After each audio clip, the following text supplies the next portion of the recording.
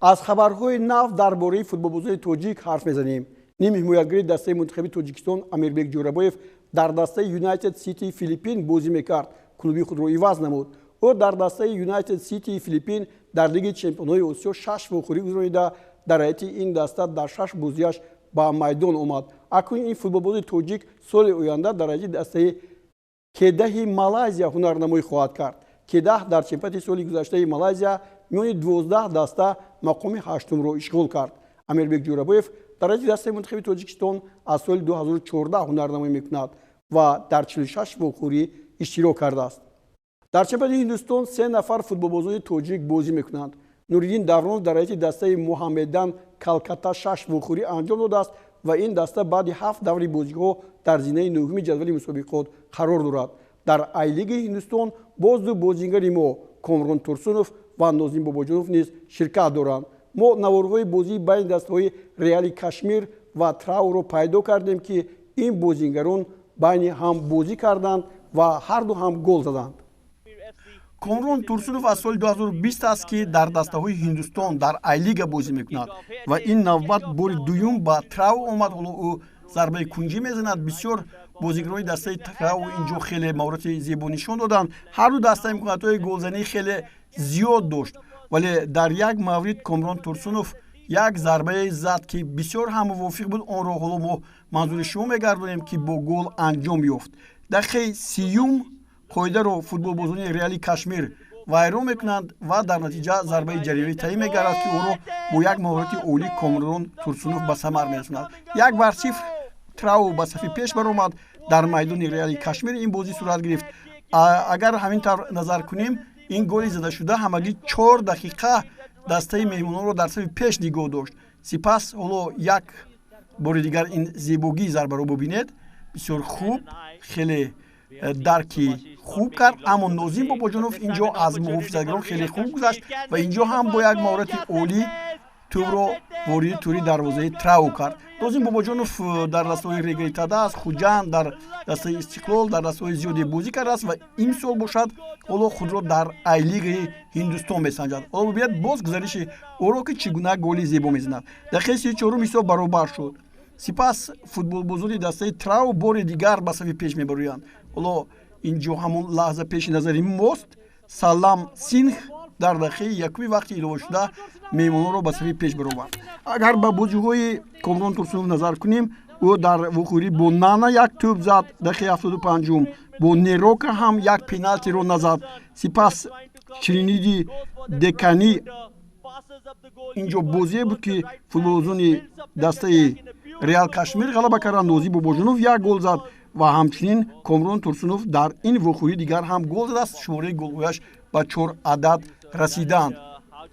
дар бозии Реал Кашмир Трау ҳисоби бозӣ 2-1 дар қисми аввал буд. дар қисми дуюм Якубу Ваду дар дақиқаи 58 ҳисобро аз нав баробар кард, ки ҳоло мо шумо инҷо мебинем. агар ба ҷадвали мусобиқоти ин лига назар кунем, 12 даста дар Ай-лига бозӣ мекунанд. Реали Кашмир дар зинаи аввал аст. 7 вохӯрӣ, 5 ғалаба, 1 мусовӣ ва 1 бохт дорад. 9 тӯб задасту 4 гол аз дарвозааш гирифтааст ва 16 имтиёз дорад. дар Трау бошад, дар ин баробар аз 7 вохӯрӣ 3 ғалаба дорад, 1 мусовӣ ва 3 бохт. 10-7 натиҷаи тӯбҳояш аст ва 10 имтиёз гирифтааст. ҳоло бошад ин голи охирине, ки Реали Кашмир мезанад. моро Ламине дар дақиқаи 63 соҳибони майдонро ба пирӯзӣ расонид, ки мо шумо мебинем. ҳоло Нозим Бобоҷонов ва Комрон Турсунов дар лига мавқеияти хос ҳам доранд.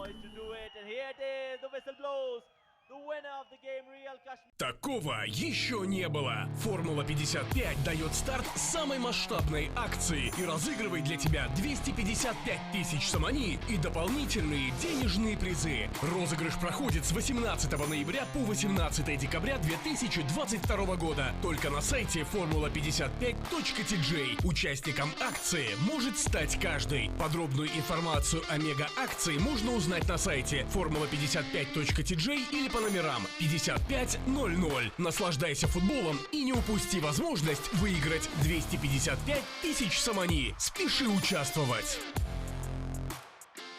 боз як футболбози номии кишвар Фатҳулло Фатҳуллоев ба дастаи Раҳматгонҷи Бангладеш гузашт ва дар аввалин бозиаш дар майдон 90 дақиқа ҳунарнамоӣ карда аз худ як партови головар боқӣ гузошт.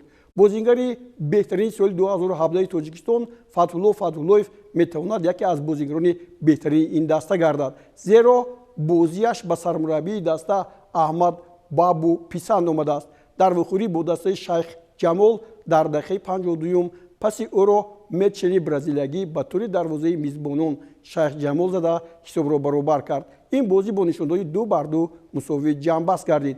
даври дуввуми бозиҳо 24 декабр гузаронида мешавад. Раҳматгонҷ бо клуби Абаҳани Лимитед қума месанҷад. ёдрас мешавем ки Фатҳулло Фатҳуллоев дар ҳайати дастаи мунтахиби Тоҷикистон 68 бозӣ гузаронида ба дарвозаи ҳарифон 9 тӯб задааст.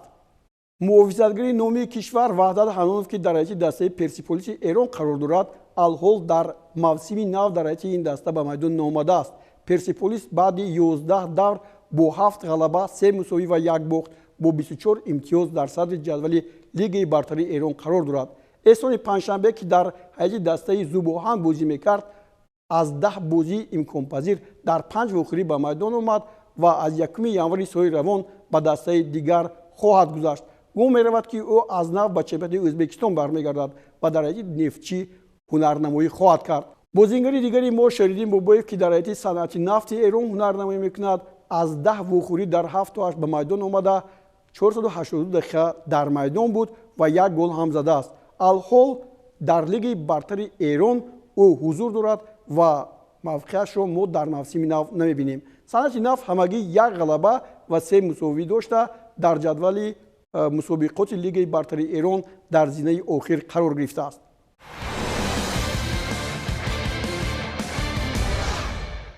як хабари дигар аз дастаи мунтахиби ҷавонии то 20 солаи Тоҷикистон ки ба чемпионати Осиё 2023 рохат гирифтааст. дар доираи омодагӣ ба қисми ниҳоии ҷоми Осиё дар мусобиқаи байналмилалии International Tank 9 Cup ки дар Ветнам аз 6 то 12 январ баргузор мегардад, дастаи Тоҷикистон ширкат меварзад. рақибони дастаи мо мунтахабҳои ҷавонони Ветнам, Таиланд ва Малайзия хоҳанд буд. тавре хабар доред, ин даста таҳти роҳбарии Алдин Турдиев ба бозиҳои ниҳоии ҷоми Осиё рохат гирифта буд ва ҳоло тибқи маълумоти дақиқ ба ҳайти сармураббии дастаи мунтахаби ҷавонон мутахассиси беларусӣ Олег Кубарёв даъват шудааст. бозиҳои ҷоми Осиё 2023 ба ин дастаҳои ҷавонон аз 1 то 18 март дар Ӯзбекистон баргузор мешаванд. дар мусобиқаи қаҳрамонии Осиё мунтахаби ҷавонии Тоҷикистон дар гурӯҳи С бо тимҳои Урдун, ҳамчунин Умон ва Кореяи Ҷанубӣ қума месанҷад. С 15 числа мы заезжаем в отель и начинаем подготовку непосредственно уже. Первый рабочий день будет 15-го. Время адаптации как у вас проходит? Ну, уже прошло, я уже здесь несколько дней, уже перестроился на часовое время. Погода привыкать несложно, потому что для меня комфортная погода. Можно сказать, мне тепло здесь. Вот во всех отношениях. дӯстони гиромӣ, дар ҳамин ҷо барномаи мо ба поён мерасад. мақсади мо тарғиби футболи Тоҷикистону Осиё аст ва ҳар ҳафта дар ҳамин рӯз барномаи навбатии моро интизор шавед. хайр то боздид. худро эҳтиёт кунед.